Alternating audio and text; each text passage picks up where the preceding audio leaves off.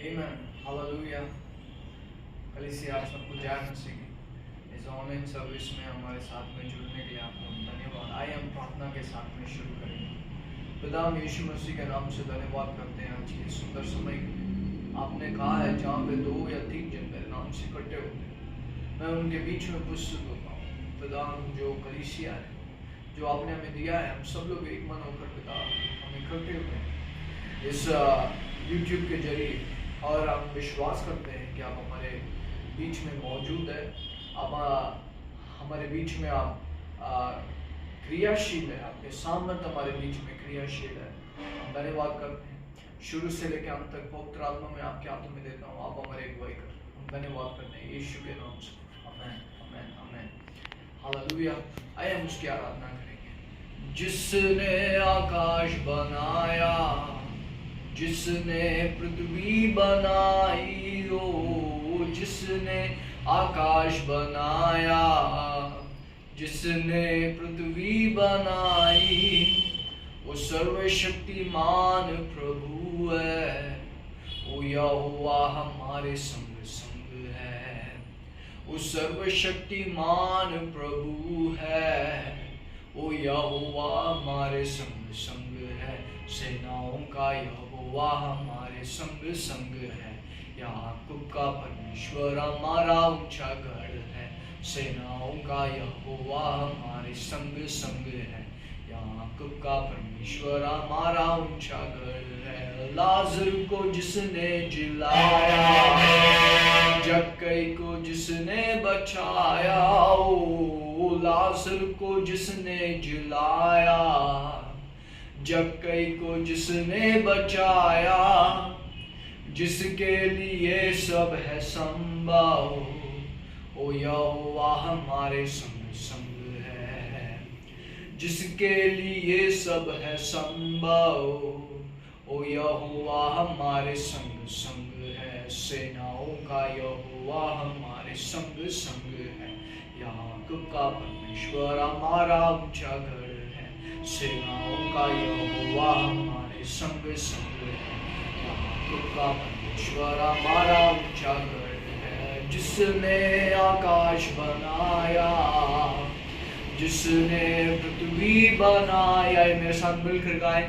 जिसने आकाश बनाया जिसने पृथ्वी बनाई वो सर्वशक्तिमान प्रभु है। वो यहोवा हमारे संग संग है। वो सर्वशक्तिमान प्रभु है। वो यहोवा हमारे संग संग है। Hallelujah hallelujah hallelujah. यीशु आप आकाश और पृथ्वी को बनाया वो परमेश्वर है सृष्टि करता। ओ हम आपकी स्तुति करते हैं। समुद्र को जिसने डुबागा जंगल से मार्ग निकाला समुद्र को जिसने डुबागा जंगल से मार्ग निकाला जो वायदे को करता है पूरा ओ यहोवा हमारे संग संग है। जो वायदे को करता है पूरा यहोवा हमारे संग संग है। सेनाओं का यहोवा हमारे संग संग है। याकूब का परमेश्वर हमारा ऊंचा गढ़ है। सेनाओं का यहोवा हमारे संग संग है।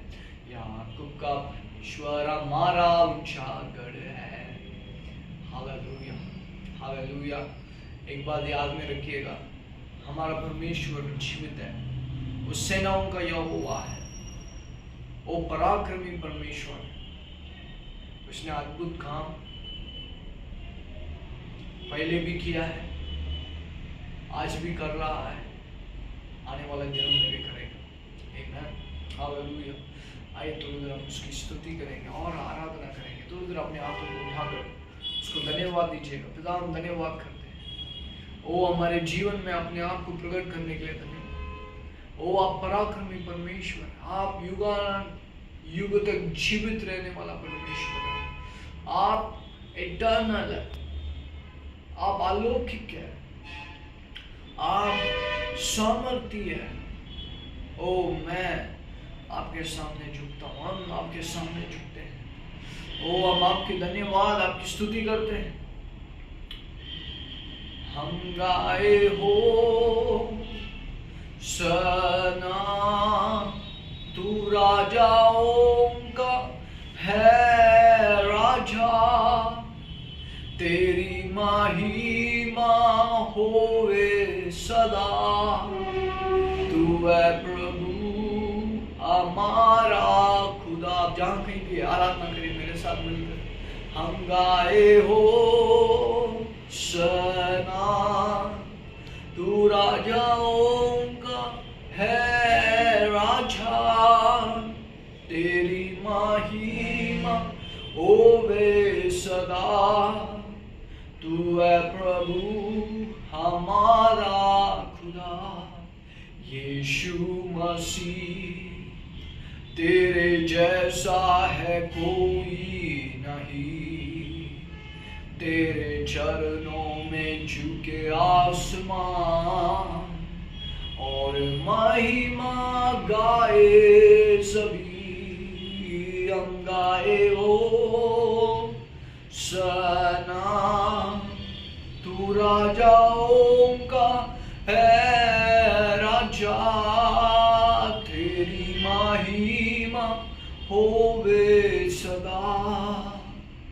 तू है प्रभु हमारा खुदा। प्यारे पिता, तूने हमसे कितना प्यार किया, हमें पापों से छुड़ाने को अपने बेटे को कुर्बान किया। हम गाए ओ सना, तू राजाओं का है राजा, तेरी महिमा होवे सदा। तू है यीशु मेरा खुदा। हम सब मिलकर गाए। हम गाए हो सना, तू राजाओं का है राजा, तेरी महिमा होवे सदा। तू है यीशु मेरा खुदा। हम गाए हो सना, तू राजाओं का है राजा, तेरी महिमा होवे सदा। तू है यीशु मेरा खुदा। यीशु आप मेरा खुदा है, हम सबका खुदा है। आप ही हमारा प्रभु। हम विश्वास करते हैं कि आप परमेश्वर का एकलौता पुत्र है। आप सादा मनुष्य नहीं है, आप आदि से जीवित है, आप वचन है, आपके द्वारा सारी सृष्टि की उत्पन्न की गई है। वो हम धन्यवाद करते हैं। आइए फिर से एक बार अपने आप को उठा कर जहाँ पे भी आप उसकी स्तुति आराधना करें, ये लिरिक्स के द्वारा उसकी आराधना करें। हम गाए ओ सना, तू राजाओं का है राजा, तेरी महिमा होवे सदा। तू है यीशु मेरा खुदा। हम धन्यवाद करते हैं, आप इस सारी स्तुति और आराधना के योग्य हैं। हम आपको सारी आराधना स्तुति और प्रशंसा यीशु के नाम से। आमीन आमीन आमीन। ये भेंट का समय है, दशवांश का समय है। वचन कहता है दशवांश को मेरे भवन में ले आओ, जिसे मेरे भवन में भोजन वस्तु। ऐसे करके सेनाओं के यहोवा को परखो कि वो आकाश के झरोखे को खोलकर तुम पर अपना बाल की वर्षा करता है कि नहीं। दशवांश जो है ये परमेश्वर का है। ये हमारा नहीं है।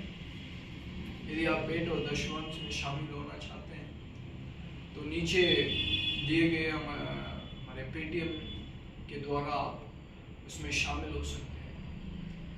आइए हम लोग प्रार्थना करेंगे। दशमांश या भेंट देने से पहले हम प्रार्थना करेंगे।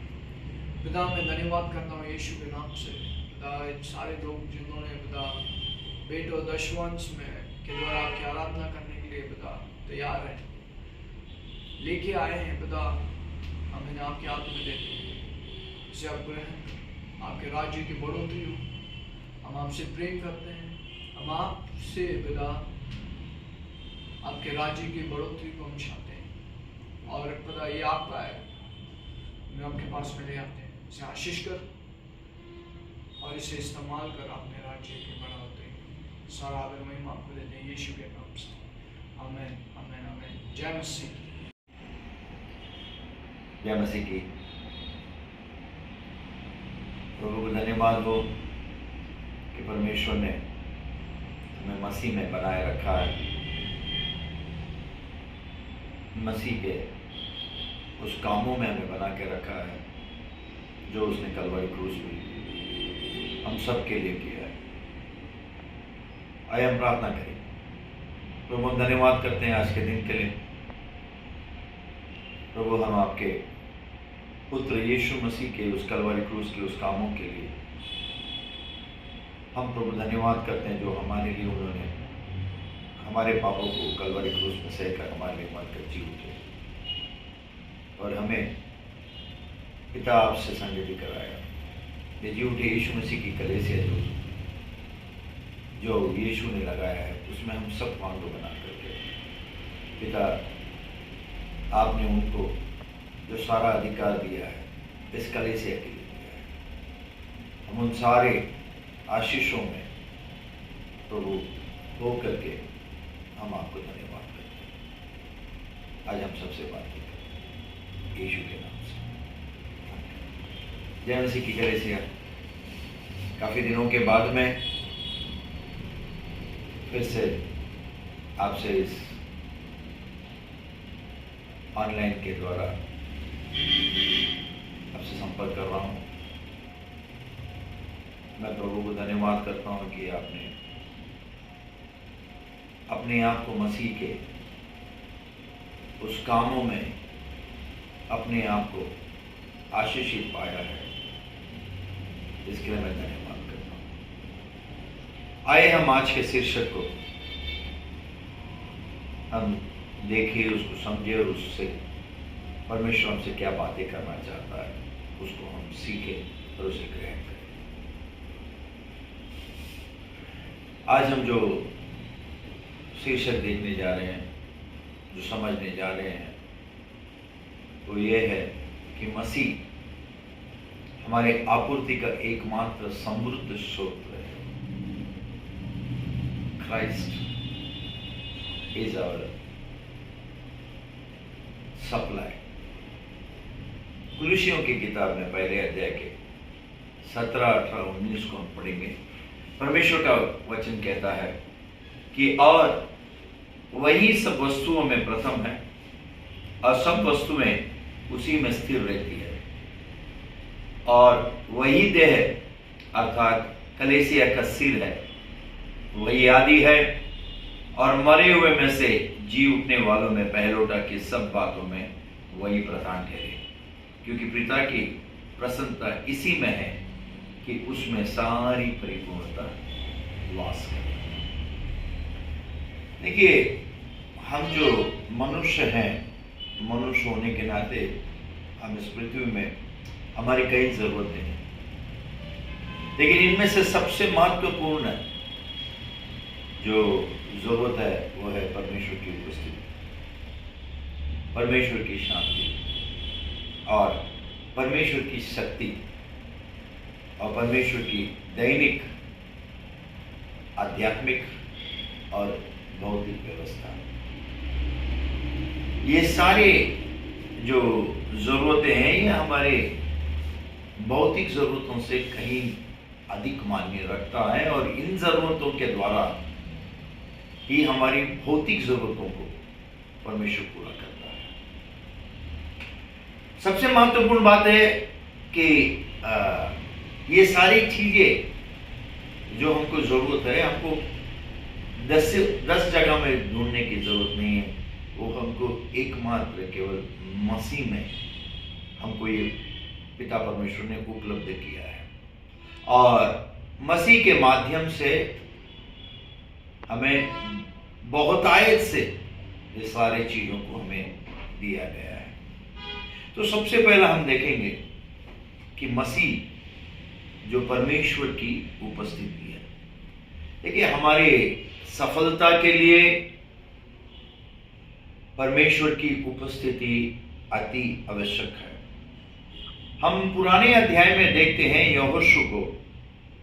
हम यहोशू की किताब में जब हम देखते हैं तो उसमें यहोशू की किताब में पहले अध्याय के 9वें वचन में परमेश्वर यहोशू को कहता है, क्या मैंने तुझे आज्ञा नहीं दी, हियाव बांधकर दृढ़ हो जा, भय न खा और तेरा मन कच्चा न हो, क्योंकि जहां जहां तू जाएगा वहां वहां तेरा परमेश्वर यहोवा तेरे संग रहेगा।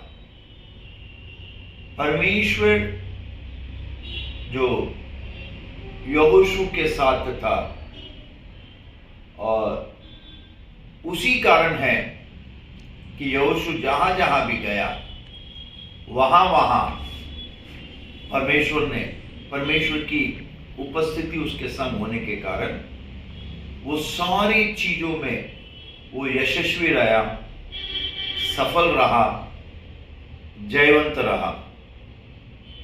दूसरा, मसीह जो परमेश्वर की उपस्थिति है,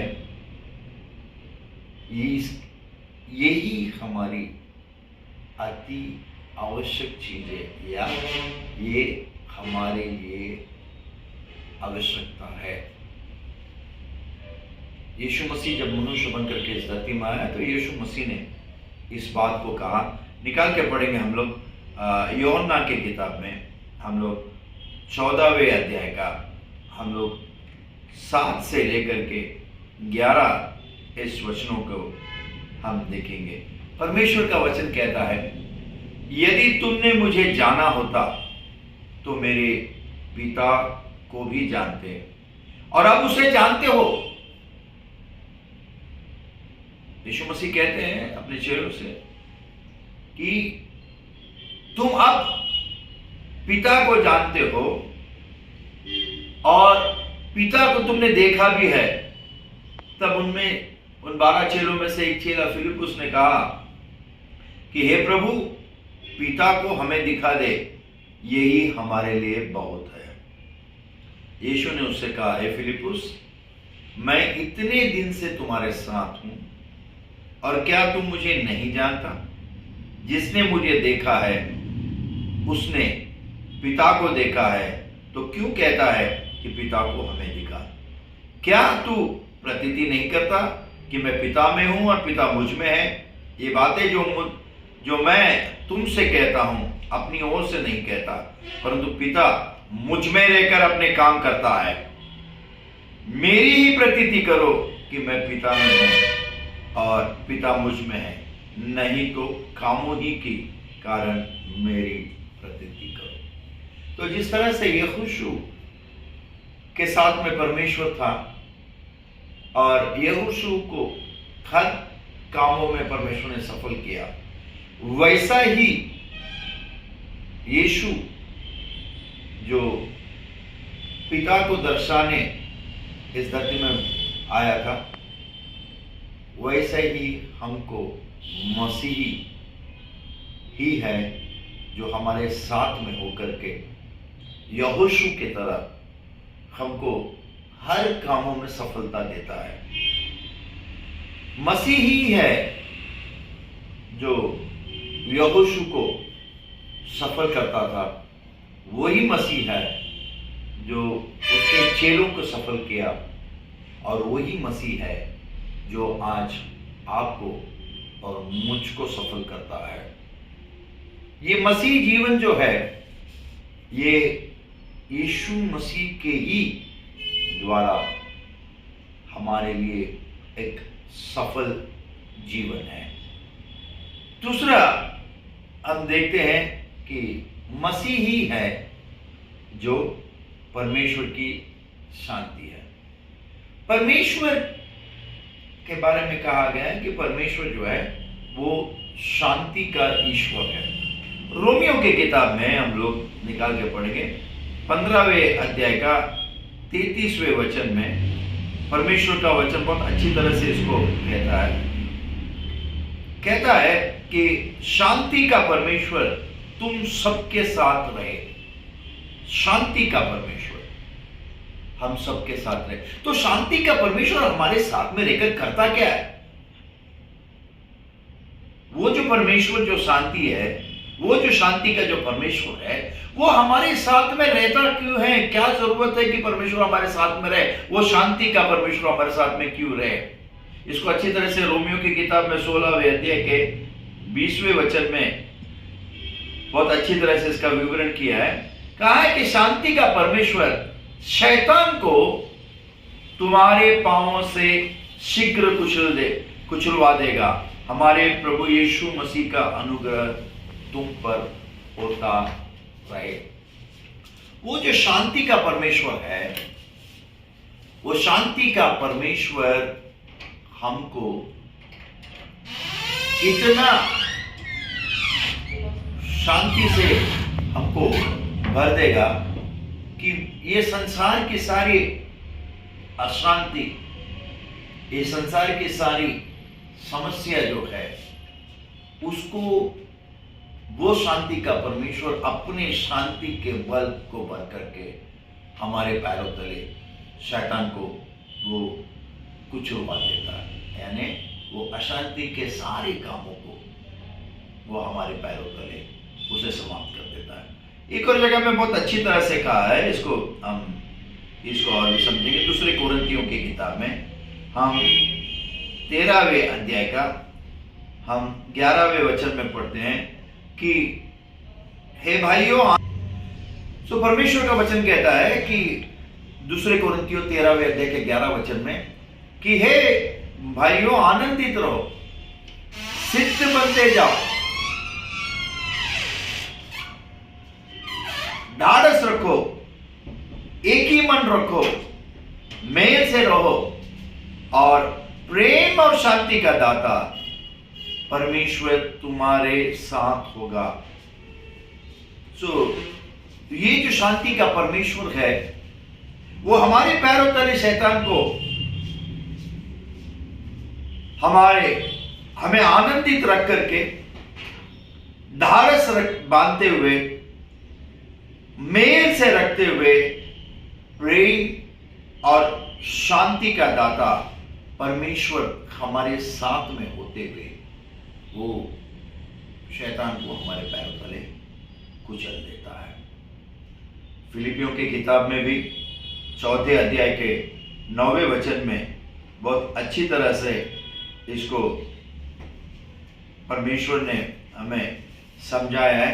जो बातें तुमने मुझसे सीखी और ग्रहण की और सुनी और मुझ में देखी, उन्हीं का पालन किया करो, तब परमेश्वर जो शांति का सोता है तुम्हारे साथ रहेगा। देखिए, हमें केवल सुनना नहीं है, हमें केवल सुनना नहीं है। जो भी चीज हमने इस बाइबल के द्वारा, इस प्रचार के द्वारा हम सुन रहे हैं, इसे हमें हमारे जीवन में उपयोग में लाना है। अभी पिछले दिनों में चेन्नई में कलेसिया में एक बहन जो है वो मसीह में तो है, लेकिन उसको परमेश्वर ने उसे पापों से छुटकारा दिया है, इसका ज्ञान ही नहीं था और वो बिल्कुल निर्बल थी और उसके हाथ पैर जकड़े हुए थे, एकदम ऐसे कुबड़ी की तरह वो थी, हाथ पैर जकड़ी हुई थी।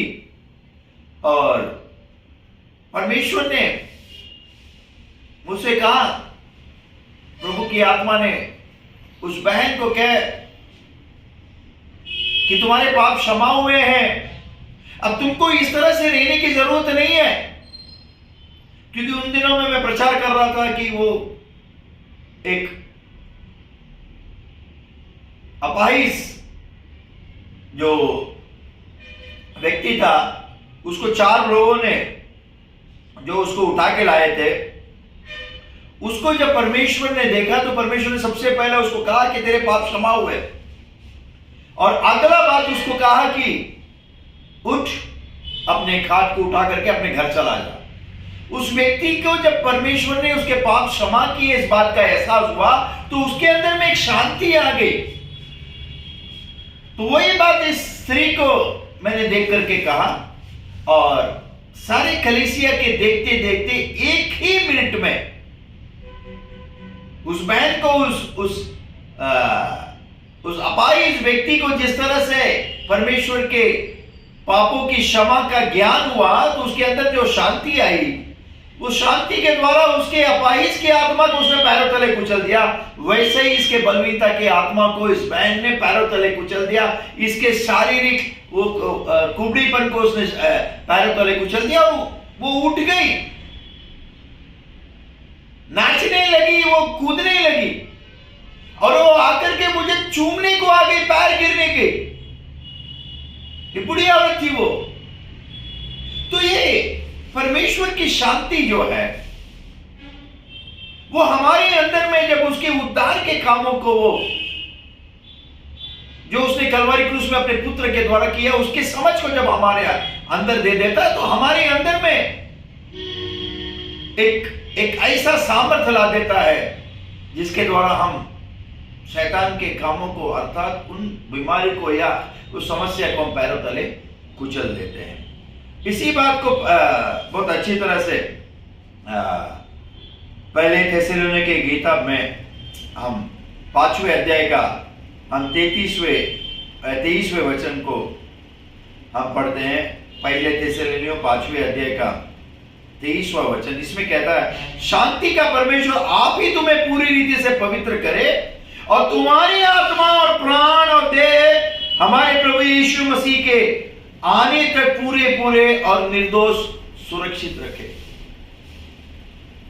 आज मदुरै में एक कलीसिया में युवा सर्विस था। इन युवा सर्विस में युवाओं को इस पवित्र आत्मा के अभिषेक के बारे में जब मैं वचन से बातें कर रहा था, तो बहुत से लोग तो पवित्र आत्मा प्राप्त की। एक लड़की थी, वो रोने लगी, कहने लगी कि मैं पापी हूं, मैं पापी हूं, मैं पापी हूं, मैं पापी हूं, पापी हूं। तब उस बेटी को मैंने कहा कि बेटा, परमेश्वर ने तेरे पापों को यीशु मसीह के ऊपर डाल करके तेरे लिए उसे दंडित किया है, ताकि वो तेरे पाप के लिए मरकर गाड़े जाकर जीवित हो उठे और तुझे पापों से क्षमा दे दे। तू पापों से क्षमा प्राप्त कर चुकी है बेटी। जब उसको ये बात का एहसास हुआ, तब उसे पता चला कि वो परमेश्वर के उस पुत्र के द्वारा वो पाप अवस्था से छुटकारा पाकर के परमेश्वर के पुत्र के द्वारा उसने पवित्रता को प्राप्त कर लिया है, धार्मिकता को प्राप्त कर लिया है। और जैसा ही उसके अंदर में यह बात आई, तब वो अभिषेक को प्राप्त की और अन्य भाषा वो बोलने लगी। मेरे प्रियो, परमेश्वर की शांति उस व्यक्ति के हृदय में होता है जो परमेश्वर को, परमेश्वर के प्रेम को और परमेश्वर के पुत्र उस यीशु मसीह के उस कामों को जो कलवारी क्रूस में हर एक विश्वासी के लिए जो उसने किया है, उसको वो एहसास कर लेता है, उसको जान लेता है। तब वो शांति उसके जीवन में तो शैतान के सारे कामों का नाश कर देती है और परमेश्वर के सारे कामों को वो विश्वास से प्राप्त करवा देता है। इब्रानियों के किताब में 13वें अध्याय का हम 20वें वचन को हम पढ़ते हैं। प्रभु का वचन इस प्रकार कहता है, अब शांति दाता परमेश्वर जो तुम्हारे प्रभु यीशु को जो भेड़ों का महान रखवाला है, सनातन वाचा के लहू के गुण से मरे हुए में से जिलाकर ले आया। सो वो शांति दाता, वो शांति का परमेश्वर, हमारे प्रभु यीशु मसीह को जो हमारे लिए मरा था, गाड़ा गया था, उस यीशु मसीह को परमेश्वर, वो शांति का परमेश्वर ने मरे हुए में से जिलाया। वो ही शांति का परमेश्वर आपको और मुझको, हमें हमारे मरे हुए कामों से जिलाता है। वो मसीह के द्वारा हमें जिलाता है और मसीही के माध्यम से हमें परमेश्वर की शांति मिलती है। हम उस शांति के लिए हमें कुछ करने की जरूरत नहीं है, केवल परमेश्वर के पुत्र यीशु मसीह को जो हमारे लिए भेजा गया है उसको ग्रहण करने की जरूरत है, उसको विश्वास करने की जरूरत है। और इसी यीशु मसीह के द्वारा ही हमको परमेश्वर जो शांति दाता है उसकी शांति हमको प्राप्त होती है। निकाल के पढ़ेंगे हम लोग रोमियो की किताब में 5वें अध्याय का हम पहले वचन को पढ़ेंगे। सो अब हम विश्वास से धर्मी ठहरे तो अपने प्रभु यीशु मसीह के द्वारा परमेश्वर के साथ में मेल रखे। यीशु मसीह के द्वारा ही हम परमेश्वर के साथ में, वो शांति दाता जो हमारा परमेश्वर है उसके साथ में हम मेल रखते हैं, तभी ही हमको इस तूफान भरे इस दुनिया में हमको एक शांति प्राप्त होती है। इफिसियों की किताब में 2 अध्याय का 14 वचन में भी बहुत अच्छी तरह से परमेश्वर का वचन कहता है, इसको पढ़ेंगे। प्रभु का वचन कहता है, क्योंकि वही हमारा मेल है। कौन? यीशु मसीह हमारा मेल है, जिसने दोनों को एक कर दिया। अर्थात हम जो परमेश्वर से दूर थे पाप से जन्मने की वजह से और पापों के कर्मों की वजह से, परमेश्वर के अज्ञानता की वजह से हम जो दूर थे, उसी परमेश्वर के पुत्र यीशु ने हमको और परमेश्वर पिता को एक कर दिया। मतलब हमारी आत्मा और परमेश्वर की आत्मा एक हो गई है। अब we are now one, our spirit and God spirit are one spirit. तो हम एक हो गए हैं और हमें जो अलग कर किया हुआ था, वो जो पाप, वो जो बीच में था, उसको यीशु मसीह ने ढा दिया। अब हमारे और पिता के बीच में कोई दरार नहीं, अब हमारे और पिता के बीच में कोई बाधा नहीं है, हम एक हो गए हैं। ये परमेश्वर की शांति है मसीह के द्वारा। तीसरा, यीशु मसीह ही परमेश्वर की शक्ति है। हमें जीवन की आध्यात्मिक और शारीरिक लड़ाई से गुजरने में सक्षम होने के लिए प्रतिदिन हमें शक्ति की आवश्यकता होती है। प्रतिदिन हम प्रार्थना में अधिक देर परमेश्वर के साथ में संगति करने के लिए हमें एक आत्मिक शक्ति की जरूरत है। विश्वास में हम बने रहने के लिए हमको परमेश्वर की शक्ति की जरूरत है। हमें एक जयवंत से भी बढ़कर एक जीवन को जीने के लिए हमें परमेश्वर की शक्ति की जरूरत है, वो आध्यात्मिक शक्ति की जरूरत है। दाऊद जो भजनकार है वो अच्छी तरह से कहते हैं, निकाल के पढ़ेंगे हम लोग भजन संहिता की किताब में, हम लोग 91 अध्याय में हम लोग निकाल के पढ़ेंगे, उस 9 से 16 इस वचन में हम पढ़ते हैं। यहोवा तू मेरा शरण स्थान ठहरा है, तूने जो परम प्रधान को अपना धाम मान लिया है, इसलिए कोई विपत्ति तुझ पर न पड़ेगी, न कोई दुख तेरे डेरे के निकट आएगी, क्योंकि वह अपने दूतों को तेरे निमित्त आज्ञा देगा कि जहां कहीं तू जाए वो तेरी रक्षा करे।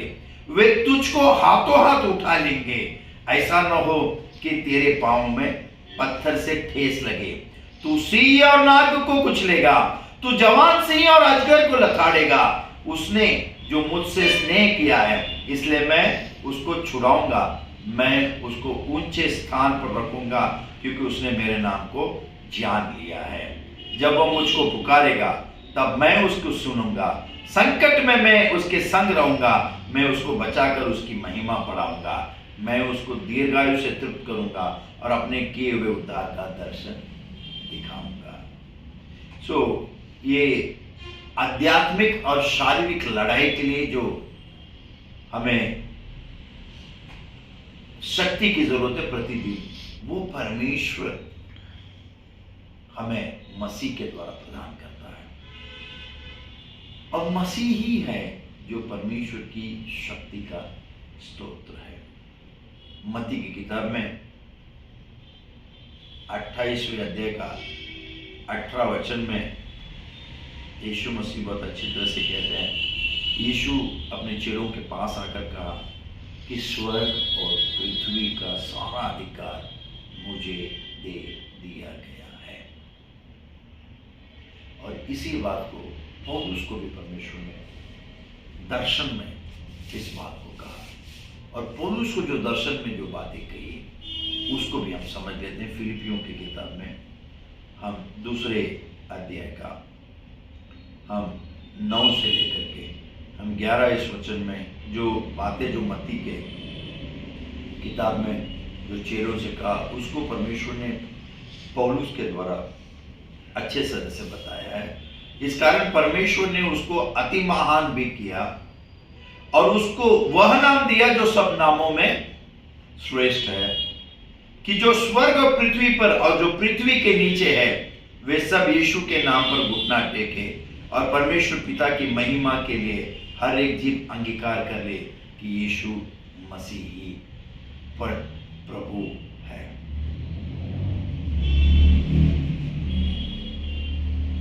और ये मसीह, ये यीशु मसीह ही परमेश्वर की ओर से हर एक विश्वासी का वो प्रावधान है। हमें जो आध्यात्मिक आवश्यकताओं के लिए परमेश्वर के दैनिक प्रावधान की हमें बहुत आवश्यकता है। वो मसीह ही है जो हमारे आध्यात्मिक आवश्यकताओं के लिए पिता परमेश्वर ने भेजा है। भजन संहिता की किताब में हम 18वें अध्याय में हम पढ़ते हैं 35वें वचन में। भजन संहिता की किताब में 18वें अध्याय के 35वें वचन में भजन संगीतकार ऐसा लिखते हैं, तूने मुझको अपने बचाव की ढाल दी है, तू अपने दाहिने हाथ से मुझे संभाले हुए है और मेरी नम्रता ने महत्व दिया है। हमें अपने शारीरिक और भौतिक आवश्यकताओं के लिए हमें परमेश्वर के प्रावधान की अति आवश्यकता है। इसी के लिए मलाकी की किताब में परमेश्वर ने बहुत बेहतरीन तरीके से इस बात को कहा है। 3 अध्याय के 10वें वचन में कहता है कि सारे दशमांश मेरे भंडार में लाकर मुझे परख के देखो कि आकाश के झरोखे तुम्हारे लिए खोलकर तुम्हारे ऊपर अपना पर आशीष की वर्षा करता हूं कि नहीं। यीशु मसीह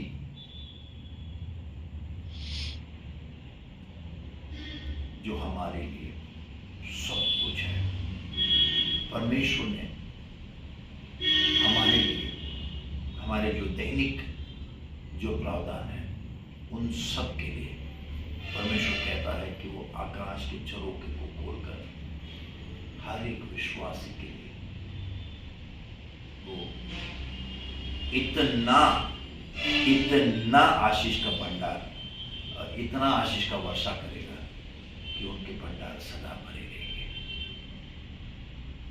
मेरे प्रियो, हमें परमेश्वर का जो प्रावधान है वो मसीह के माध्यम ही से मिलता है।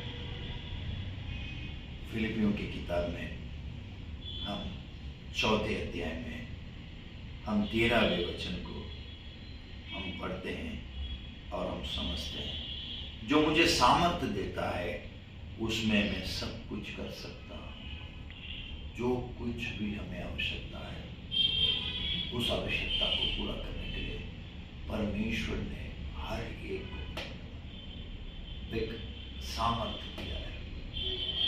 किसी को धन और दौलत कमाने का, किसी को परमेश्वर के लिए जीने का, किसी को सारे शैतान के कामों को वचन के ज्ञान से नाश करने का परमेश्वर की सहायता से, और जो असंभव है मनुष्य से उसको परमेश्वर के द्वारा, परमेश्वर के वचनों के ज्ञान के द्वारा उसको करने का सामर्थ्य परमेश्वर ने दिया है। और फिलिपियों की किताब में 4 अध्याय के 19वें वचन में परमेश्वर का वचन कहता है कि और मेरा परमेश्वर भी अपने उस धन के अनुसार जो महिमा सहित मसीह यीशु में है तुम्हारे हर एक घटी को पूरा करेगा। मेरे प्रियो, मसीह ही हमारे हर एक प्रावधान के लिए भेजा गया है। मसीह ही हमारे हर उस अच्छी चीज का स्रोत है जिसकी हमें परमेश्वर और जीवन दोनों से आवश्यकता है। हम मसीह के माध्यम ही से ईश्वर की शक्ति, परमेश्वर की उपस्थिति, परमेश्वर की शांति और परमेश्वर की ओर से निरंतर प्रावधान हम प्राप्त करते हैं। तो यीशु मसीह जो हमारे लिए भेजा गया था उसको हम विश्वास करें, उसको हम सब बातों में, हमारे हर चीजों में उसे हम शामिल करें, उसके वचनों के तहत हम जिए, तब हमारा जीवन शांति से भरा हुआ होगा, परमेश्वर के सामर्थ्य से भरा हुआ होगा, परमेश्वर के प्रावधान से भरा हुआ होगा और परमेश्वर की उपस्थिति से भरा होगा। तो भाई हम प्रार्थना करेंगे। प्रभु मैं धन्यवाद करता हूँ, आपने यीशु को जो हमारे लिए भेजा, मसीह को जो हमारे लिए भेजा, उस मसीह के द्वारा आपने हमारी हर एक जरूरत को पूरा किया है। उस आत्मिक जरूरत के द्वारा, आत्मिक ज्ञान के द्वारा, आत्मिक सामर्थ्य के द्वारा, आत्मिक भरपूरी के द्वारा हमारे सारे भौतिक जरूरतों को पूरा किया है। हम धन्यवाद करते हैं, हम घोषणा करते हैं कि मसीह ही हमारे हर एक आत्मिक हो या भौतिक